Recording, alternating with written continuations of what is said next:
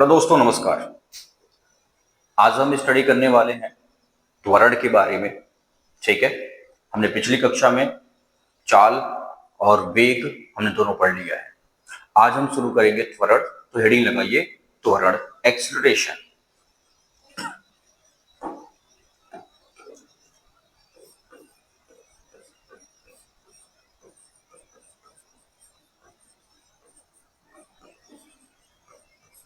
ठीक है दोस्तों,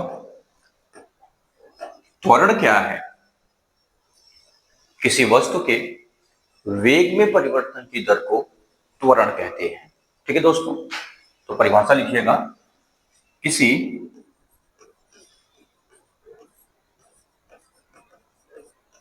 वस्तु के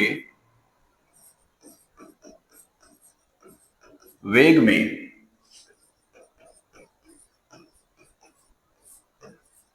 परिवर्तन की दर को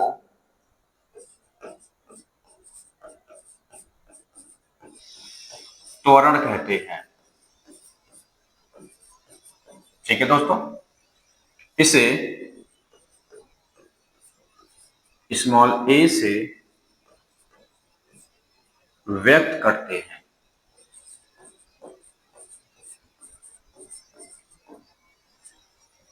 ठीक है दोस्तों, देखिएगा,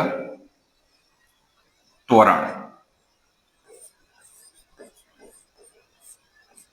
इज इक्वल टू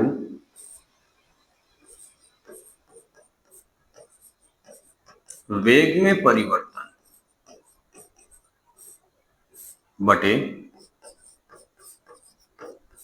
लिया गया समय। वेग में परिवर्तन बटे लिया गया समय। दोस्तों, इसका जो एक्सप्रेशन है वो हो जाएगा ए इज इक्वल टू वेग में परिवर्तन यानी कि डेल v अपॉन टी। ठीक है दोस्तों, तो ये वेग में परिवर्तन क्या है, हम इसको समझने का प्रयास करते हैं। देखिएगा, मान लीजिए अगर ये कोई वस्तु है, ये अगर कोई वस्तु है,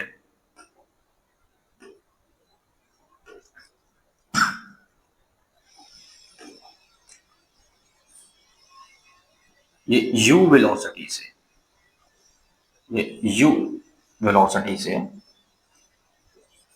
गतिशील अवस्था में है।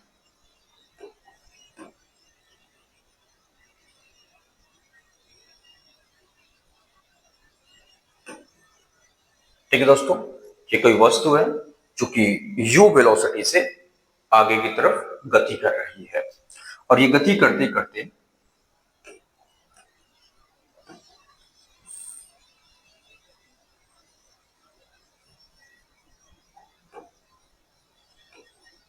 दोस्तों, ये गति करते करते v वेग की वेलोसिटी प्राप्त कर लेती है। ठीक है, कोई वस्तु है, वो u वेग से गति कर रही है, और गति करते करते वो v वेग प्राप्त कर रहा है। ठीक है दोस्तों, इस u वेग को हम क्या कहते हैं? इसे हम लोग प्रारंभिक वेग कहते हैं, और v को हम क्या कहते हैं? अंतिम वेग कहते हैं। ठीक है दोस्तों, इसको हम कहते हैं प्रारंभिक वेग,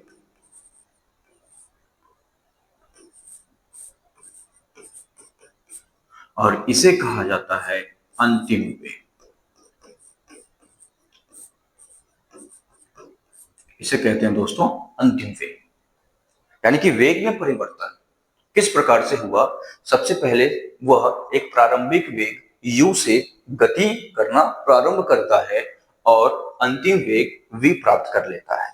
इस प्रकार आप यहां देख सकते हैं कि इसके वेग में, यानी कि इस वस्तु के वेग में परिवर्तन हो गया, और इसी परिवर्तन को हम लिखते हैं डेल v से इज इक्वल टू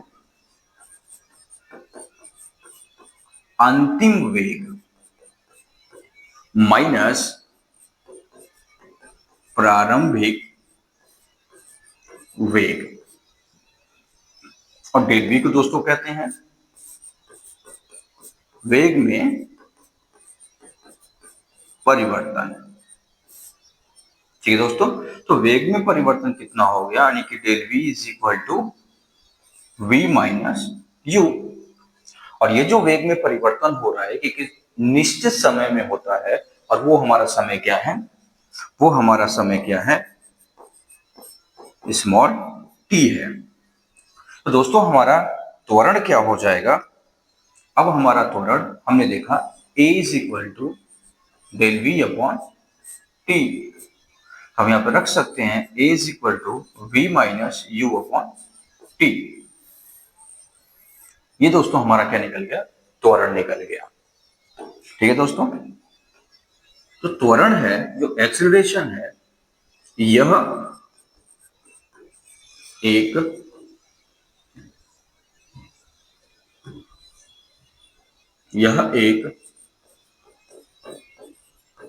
सदिश राशि है। ठीक है दोस्तों, त्वरण क्या होती है, एक प्रकार की सदिश राशि होती है, क्योंकि त्वरण में एक निश्चित दिशा होता है, जिस दिशा में वस्तु गतिशील होती है उसी दिशा में हमारा त्वरण कार्य करता है। ठीक है दोस्तों, और इसका SI मात्रक, इसका SI मात्रक मीटर पर सेकंड स्क्वायर होता है। ठीक है दोस्तों, इसका CGS मात्रक सेंटीमीटर पर सेकंड स्क्वायर होता है। ठीक है दोस्तों, त्वरण हमारी एक प्रकार की सदिश राशि है और इसका मात्रक मीटर पर सेकंड स्क्वायर होता है, और इसका CGS मात्रक सेंटीमीटर पर सेकंड स्क्वायर होता है। ठीक है दोस्तों, हम आगे चलते हैं, त्वरण की कुछ चीजों को हम जानने का प्रयास करते हैं। मान लीजिए कि एक साइकिल चालक साइकिल को अपनी चला रहा है, और चलते चलते चलते चलते अचानक उसने यहां पर ब्रेक अप्लाई किया। दोस्तों यहां पर क्या इसने अप्लाई किया, ब्रेक अप्लाई किया, और जैसे ब्रेक अप्लाई किया, ब्रेक अप्लाई करने के बाद इसकी साइकिल अगेन यहां तक ट्रेवल करती है।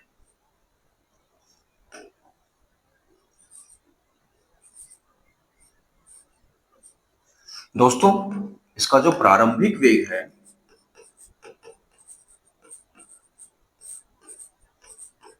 प्रारंभिक वेग यानी कि u, मान लेते हैं कि ये 8 मीटर पर सेकंड की स्पीड से आगे की तरफ गतिशील है, और अचानक इसने यहाँ पे ब्रेक अप्लाई कर दिया, और जैसे इसने ब्रेक अप्लाई किया तो इसका जो अंतिम वेग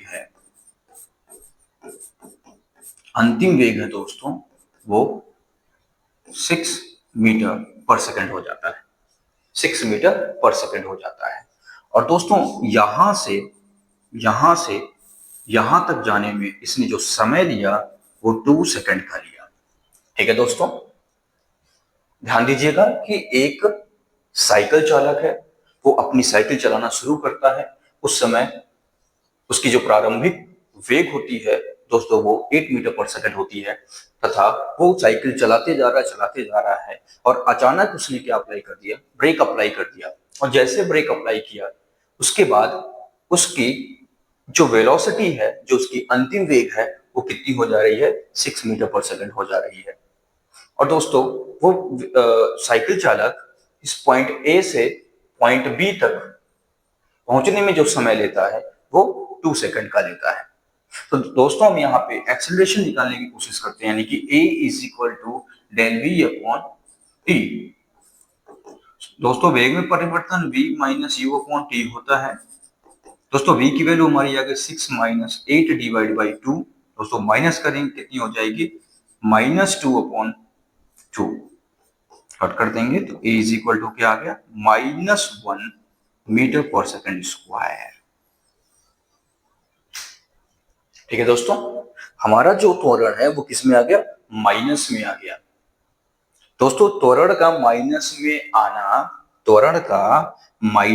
आना अब इससे हम लोग परिभाषित करते हैं मंदन से, रिटार्डेशन। अब हम इसको किससे रिप्रेजेंट करेंगे?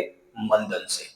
तो दोस्तों अगर हम अपनी बाइक या अपनी कार को अगर हम चलाते हैं तो चलाते चलाते अगर अचानक हमारी वेलोसिटी में परिवर्तन आ गया और अगर उस वेलोसिटी में परिवर्तन के तत्पश्चात अगर हमारा एक्सेलरेशन, हमारा त्वरण माइनस में आता है तो उसे हम क्या कहते हैं? मंदन कहते हैं।